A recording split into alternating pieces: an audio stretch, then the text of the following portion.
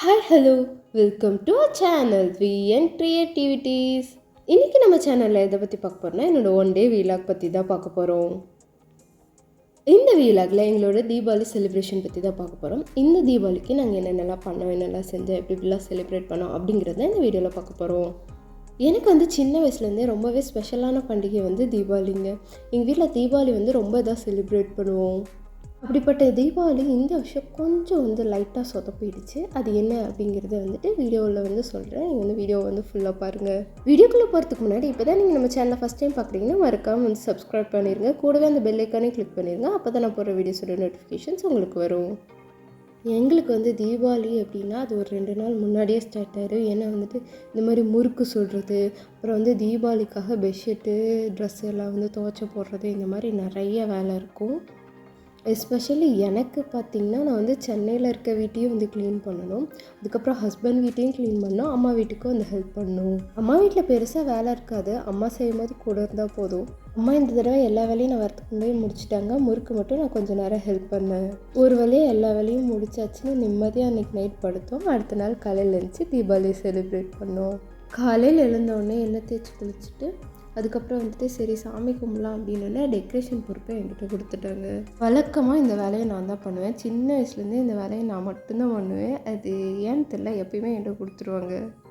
இதை நான் பண்ணால் மட்டும்தான் எனக்கு திருப்தியாக இருக்கும். இந்த பூவெல்லாம் எங்கள் அம்மா வீட்டு தோட்டத்துலேயே இருந்தது. அதை பறித்து நான் இந்த மாதிரி உருளையில் டெக்கரேட் பண்ணிட்டேன். எனக்கு இந்த மாதிரி டெக்கரேட் பண்ணுறது ரொம்ப ரொம்ப பிடிச்சமான ஒரு வேலைங்க. இந்த மாதிரி யார் யாருக்கெல்லாம் இந்த டெக்கரேஷன் வேலை ரொம்ப பிடிக்கும் அப்படின்றத எனக்கு கமெண்ட்டில் சொல்லுங்கள்.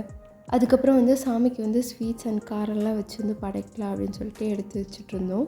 இங்கேயும் என் க்ரியேட்டிவிட்டியை கொஞ்சம் காட்டினேங்க. இந்த மாதிரி சும்மா டெக்கரேட் பண்ணி வைக்கிறதுல எனக்கு ரொம்ப பிடிக்கும். அதனாலே இந்த வேலைக்கு என்னை விட்டுருவாங்க எப்போவும். அதுக்கப்புறம் பார்த்திங்கன்னா புது ட்ரெஸ்லாம் சாமிக்கிட்ட வச்சுட்டு சாமி கும்பிட்டு அதை அப்பா கையால் எடுத்துருவார். அவர் காலில் விழுந்து ஆசீர்வாதம் வாங்கிட்டு இதை நாங்கள் எடுத்து போட்டுப்போம். இது வழக்கமாக எங்கள் தாத்தா காலத்துலேருந்து நாங்கள் ஃபாலோ பண்ணிகிட்ருக்கோம். எங்கள் தாத்தா முன்னெல்லாம் எடுத்து கொடுப்பாரு. இப்போ எங்கள் அப்பா எடுத்து கொடுக்குறாரு. அவங்கக்கிட்ட ஆசீர்வாதம் வாங்கிட்டு அந்த ட்ரெஸ்ஸை எடுத்து போடுற ஒரு சுகமே தனிதாங்க. இந்த விஷயம் எங்களோட அவுட்ஃபிட் பார்த்திங்கன்னா இந்த மாதிரி லைட் லாவெண்டர் கலரில் தான் எடுத்திருந்தோம். எனக்கு என்னோடய பாப்பா ட்ரெஸ் தான் ரொம்ப பிடிச்சிருந்தது. இது ஒரு 1200-300 ரேஞ்ச் வந்துச்சு. ஆனால் சூப்பராக இருந்தது. இதை நாங்கள் சென்னை சில்கில் தான் எடுத்தோம். இந்த வருஷம் சென்னை சில்கில் நிறைய குட்டி கவுன்ஸ் சூப்பராக இருந்தது. ஆனால் என்ன அதை மடித்து வைக்கிறதாங்க கஷ்டமாக இருந்தது. ஸோ நாங்கள் ஹேங்கரில் மாட்டி வச்சிட்டோம். அதுக்கப்புறம் பார்த்திங்கன்னா மார்னிங் பிரேக்ஃபாஸ்ட்டுக்கு இட்லியும் கறி குழம்பும் தான் செஞ்சுருந்தோம். கோழி குழம்பு தான் செஞ்சுருந்தோம். இட்லிக்கு கோழி குழம்பு ஊற்றி நல்லா ஒரு பொடி பிடிச்சாச்சு. நல்லா ஸ்வீட்டு இட்லி கறி குழம்புலாம் சாப்பிட்டு சரி வெடி வச்சிடலாம் அப்படின்னு சொல்லிட்டு காலையில் அந்த சரம் இருக்கு இல்லையா அதை வச்சுட்டோம். அதுக்கப்புறம் பெருசாக எதுவும் பட்டாசுலாம் வெடிக்கலைங்க. டிவியில் பட்டிமன்றம் பார்த்துட்டு அதுக்கப்புறம் கொஞ்சம் நேரம் உட்காந்து பேசிவிட்டு அப்படியே பொழுது ஓட்டிட்டு மத்தியானத்துக்கு சாதம் அதே கறி குழம்பு சூடு பண்ணியாச்சு. அதுக்கப்புறம் ரசம் அப்படி சாப்பிட்டாச்சு. சாப்பிட்டு நல்லா ஒரு குட்டி தூக்கத்தை போட்டுட்டோம்.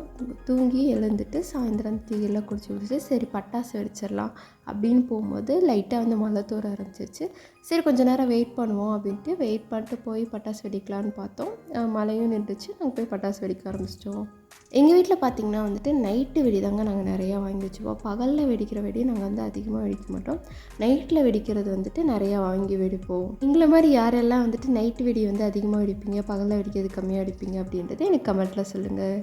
நீங்கள் நைட்டு வெடி வெடிக்கிறீங்கன்னா இந்த மாதிரி பெரிய மத்தாப்பை வாங்கி வச்சுக்கோங்க. அதுதான் கொஞ்சம் சேஃபாக இருக்குது. இந்த குட்டி மத்தாப்பெல்லாம் வைக்கிறது அவ்வளோ சேஃப் இல்லை. அதில் வச்சு ஒரு சம்பவம் நடந்துச்சு. அது என்னன்னு நான் அப்புறம் சொல்கிறேன். இதெல்லாம் தான் நாங்கள் தீபாவளிக்கு வாங்கின பட்டாசுகள். இது இந்த கன் இருக்கு இல்லையா, கன் நம்ம முன்னெல்லாம் ரோல் மாதிரி இருக்கும் இல்லையா, இப்போ அப்படி இல்லை. பிளாஸ்டிக்கில் குட்டி குட்டி ஹோலாக இருக்குது. அதை இந்த கன்குள்ளே வச்சு வெடிக்கணும். இப்போல்லாம் சூரல் கேப்பெல்லாம் இல்லைங்க. இதுக்கு பதிலாக இதில் இந்த மாதிரி இந்த பாக்ஸில் பேக்கெட்டாக கொடுத்துருக்காங்க. அதான் ஷெஷாக இருக்குது. அதுக்குள்ளே டாட்டாக பிளாஸ்டிக் மாதிரி இருக்குது. இதில் இருக்கு இல்லையா, இது மாதிரி இருக்குது. இதை கட் பண்ணி உள்ளே வச்சு சுடணும். என்ன இருந்தாலும் சுருள் கேப்புக்கு ஈடாகாதுங்க. அதுக்கப்புறம் இந்த மாதிரி நிறைய வித்தியாசமான பட்டாசுலாம் இருந்தது. ஆனால் வச்சா எல்லாம் ஒரே மாதிரி தாங்க இருக்குது. புஸ்வானம் எப்படி இருக்கோ அதே மாதிரி தாங்க இருக்குது. பார்க்க தான் டிஃப்ரெண்ட் சைஸில் டிஃப்ரெண்ட் கலரில் டிஃப்ரெண்ட் பேரில் இருக்குது, ஆனால் எல்லாம் ஒன்று தான். என்ன இந்த இந்த ட்ரை கலர் அப்படிங்கிறதுல ஒரு 3-4 கலர் வந்து எக்ஸ்ட்ராவாக ஆட் ஆகி வருது, அவ்வளோதான். மற்றபடி பார்த்திங்கன்னா எல்லாமே வந்துட்டு புஸ்வானா மாதிரி தான் இருக்குது, மேலே போயிட்டு வருது. இந்த பட்டாசு மட்டும் பகலில் வெடிக்கிறது. இதில் கலர் கலராக பேப்பர்ஸ் வந்துச்சு, நாங்கள் தெரியாமல் நைட்டில் வச்சுட்டோம். டப்புன்னு வெடிக்கவும் கொஞ்சம் பயந்துட்டோங்க. இந்த பட்டாசு பார்க்கவே சூப்பராக இருக்குல்ல, நல்லா சாக்லேட் மாதிரி. ஆனால் இது வந்து ரொம்ப டேஞ்சரான ஒரு பட்டாசுங்க. இது வச்சோன்னே வெடித்து தெரித்து மூணாக வந்து அப்புறம் சங்கு சக்கரை மாதிரி வருது. அது ரொம்ப டேஞ்சராக இருக்குது. இந்த ஃபோட்டோ ஃப்ளாஷ் தாங்க ரொம்ப பிடிச்சிருந்தது. வெடிக்கவே வெடிக்காது, ரொம்ப வந்து சாஃப்டான பட்டாசாக இருந்தது. அதுக்கப்புறம் இந்த வாட்டர்மெலன், இதுவுமே வந்துட்டு புஸ்வானா மாதிரி தாங்க இருந்தது. நாங்கள் வந்து ஒவ்வொரு பட்டாசாக வந்து எடுத்து வச்சுட்ருந்தோம். கொஞ்சம் டேஞ்சரான பட்டாசெல்லாம் வந்துட்டு என் ஹஸ்பண்ட்டு கொடுத்துட்டு, சிம்பிளாக இருக்க பட்டாசுலாம் வந்துட்டு நான் வந்து வெடிக்க ஆரம்பிச்சு. இது வந்து எமோஜி பட்டாசு.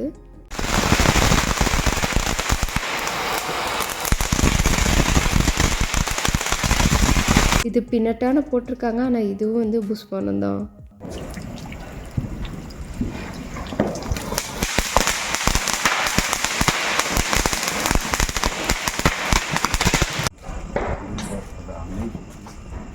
அது அணையாது.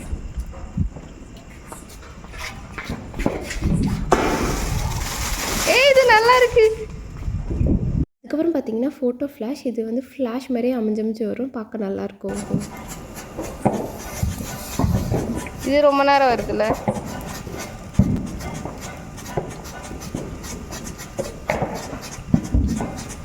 எனக்கு இருக்கிறதுலே பிடிச்சது இதுதாங்க. இது வந்து ரொம்ப நேரமும் வரும், அதே சமயம் வந்து ரொம்ப சேஃபான ஒரு பட்டாசு, வெடிக்கவும் வந்து செய்யாது. அதனாலே இது எனக்கு வந்து ரொம்ப பிடிச்சிருந்ததுங்க. மற்ற பட்டாசு மாதிரி அதிக ஸ்மோக்கும் ப்ரொடியூஸ் பண்ணல. என் பொண்ணுக்கு இது வந்து ரொம்ப பிடிச்சிருந்தது. நான் இதில் வந்து ஃபோட்டோ எடுக்கிறேன்ட்டு போஸ்ட் கொடுத்துட்டே இருந்தால் அது பார்க்க ஜாலியாக இருந்ததுங்க. அதுக்கப்புறம் பார்த்திங்கன்னா இந்த ட்ரை கலர் பட்டாசு. இது என் பொண்ணு வந்து பார்க்குற கார்ட்டூனில் வர்றதுனால அம்மா முயல் குட்டி பட்டாசு இது வைக்கணும்னு சொல்லிட்டே இருந்தால், சரின்னு சொல்லிட்டு இதை எடுத்து வச்சு பார்க்கலாம் எப்படி இருக்குது அப்படின்ட்டு வச்சோம். இதுவுமே நார்மல் வந்து புஸ்வானம் எப்படி இருக்குமோ அப்படி தான் இருந்தது. பெருசாக ஒன்றும் டிஃப்ரெண்ட்டில். ஒரே ஒரு டிஃப்ரெண்ட் என்னென்னா, இதில் வந்து அந்த 3 கலர், அந்த முயல்குட்டியோட 3 கலர் வந்தது. இந்த வீடியோவில் உங்களுக்கு தெரியாது, அடுத்த வீடியோவில் வைக்கிறேன் பாருங்கள். இது ஷார்ட்டுக்காக எடுத்த வீடியோ. இதில் வந்து கிளியராக தெரியுது பாருங்கள் அதோட கலர்ஸ். அடுத்து பார்த்திங்கன்னா வந்துட்டு வாட்டர்மெலன் பட்டாசு. அதை வந்து சரி இது எப்படி இருக்குது அப்படின்னு வச்சு பார்க்கலாம், ஏதாவது டிஃப்ரெண்ட்டாக இருக்குமா அப்படின்னு நினச்சி நாங்கள் வச்சோம். ஆனால் இதுவும் பெருசாக வந்து டிஃப்ரெண்ட் இல்லைங்க. அந்த புகை செம்ம புகை வந்துடுச்சு இதுலேருந்து. ப்ளஸ் 3 பக்கமாவது வரும்னு நினச்சோம், ஒரே ஒரு சைடு தான் வந்தது. அதுக்கப்புறம் பார்த்திங்கன்னா பீகாக் வச்சோங்க. இது வேணால் வந்து சூப்பராக இருந்தது, நிறைய கலர்ஸும் வந்தது. அந்த 3 பக்கம் நல்லா வந்ததுங்க ரொம்ப நேரம். அதுக்கப்புறம் பார்த்திங்கன்னா மிச்சம் மீதி இருந்த எல்லா பட்டாசையும் நாங்கள் வந்து வெடிக்க ஆரம்பிச்சிட்டோம்.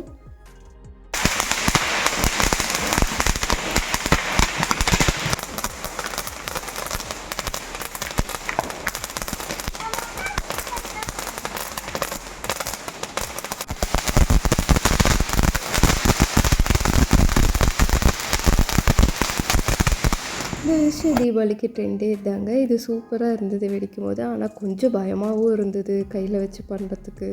அதுக்கப்புறம் பார்த்திங்கன்னா ஒரு பெட்டி மத்தாப்பு ஒன்றா இந்த மாதிரி மண்ணில் வந்து சொருகி வச்சு, அதுக்கு மேலே வந்துட்டு இந்த மாதிரி ஒரு மத்தாப்பு மட்டும் வச்சோன்னா அது ஃபுல்லாக பிடிச்சிக்கும். இது சின்ன வயசுலேருந்து எனக்கு ரொம்ப பிடிச்சது. நானே என் தம்பியும் சின்ன வயசுலேருந்து அதை அடிக்கடி செய்வோம்.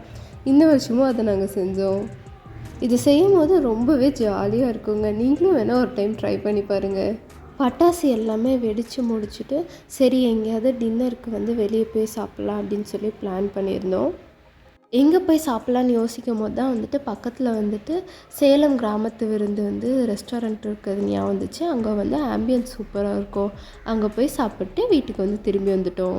இந்த நாள் வந்து ரொம்ப நல்லாவே போச்சு. அடுத்த நாள் என்ன பண்ணோம் அப்படின்னா, நாங்கள் வந்து சங்கு சக்கரம் வச்சுட்ருந்தோம். அப்போ என்ன ஆயிடுச்சுன்னா, திடீர்னு அந்த சங்கு சக்கரம் வந்து வச்சிட்ருக்கும் போதே வந்து வெடிச்சிருச்சு. அதனால் என் கை எப்படி ஆயிடுச்சுன்னு பாருங்கள். வந்து ஃபஸ்ட்டு டே வந்துட்டு ஒன்றும் இல்லை, லைட்டாக தான் ஸ்கின் மேலே இதாக இருக்குது, இது ஒன்றும் பெருசாகாது அப்படின்னு நினச்சிட்டு விட்டுட்டோம். ஆனால் அப்போ வெடித்த உடனே வந்து ஹாஸ்பிட்டல் போயிட்டு நாங்கள் பார்த்துட்டு வந்தோம். ஒன்றும் இல்லை, மேலே லைட்டாக தான் ஸ்கின் இதாக இருக்குது அப்படின்னாங்க. ஆனால் வந்துட்டு நாளாக எனக்கு வந்து ரொம்பவே அது வந்து ப்ராப்ளம் பண்ண ஆரம்பிச்சிருச்சுங்க. சங்கு சக்கரை வெடிக்கும் நான் எக்ஸ்பெக்ட் பண்ணவே இல்லை. ஆனால் அது வெடித்தா இப்படி ஒரு இது எஃபெக்ட் இருக்கும் அப்படின்னு நான் கொஞ்சம் கூட எதிர்பார்க்கவே இல்லைங்க. அது வெடிச்சப்போ பயங்கரமாக எரிஞ்சுது. அதுக்கப்புறம் நான் டாக்டர்கிட்ட போயிட்டு அதுக்கு வந்து க்ரீம் அப்ளை பண்ணதுக்கப்புறம் எனக்கு வந்து பெருசாக எதுவும் இல்லை ஒரு 2 நாளைக்கு. அதுக்கப்புறம் அது வந்து லைட்டாக வந்துட்டு ஒரு சில இடத்துல மட்டும் உப்பி தண்ணி இருக்கிற மாதிரி ஆயிடுச்சு. அதுக்கப்புறம் அது வந்து உடஞ்சி இந்த மாதிரி ரொம்ப மோசமாக ஆரம்பிச்சிருச்சு. சங்கு சக்கரை இவ்வளோ ப்ராப்ளம் க்ரியேட் பண்ணுமா நான் எதிர்பார்க்கவே இல்லைங்க. இந்த விஷயம் எனக்கு மட்டும் இல்லைங்க, நிறைய இந்த மாதிரி பேரை சொல்லி நான் வந்து இல்லை வீடியோ போட்டு பார்த்துருக்கேன். இதில் எங்கே தப்பு, பட்டாசுலையா இல்லை எதில் தப்பு இருக்குதுன்னு எனக்கு தெரியலை. நீங்கள் வந்து உங்கள் வீட்டில் வந்து பட்டாசு வெடிக்கிறீங்க இல்லை வந்து குழந்தைங்களோட வெடிக்கிறீங்கன்னா கொஞ்சம் பார்த்து சேஃபாக வெடிங்க. இந்த வீடியோ பிடிச்சிருந்ததுன்னா லைக் பண்ணுங்கள், ஷேர் பண்ணுங்கள், கமெண்ட் பண்ணுங்கள், மறக்காமல் சப்ஸ்கிரைப் பண்ணிடுங்க. தேங்க்யூ ஃபார் வாட்சிங். Bye by.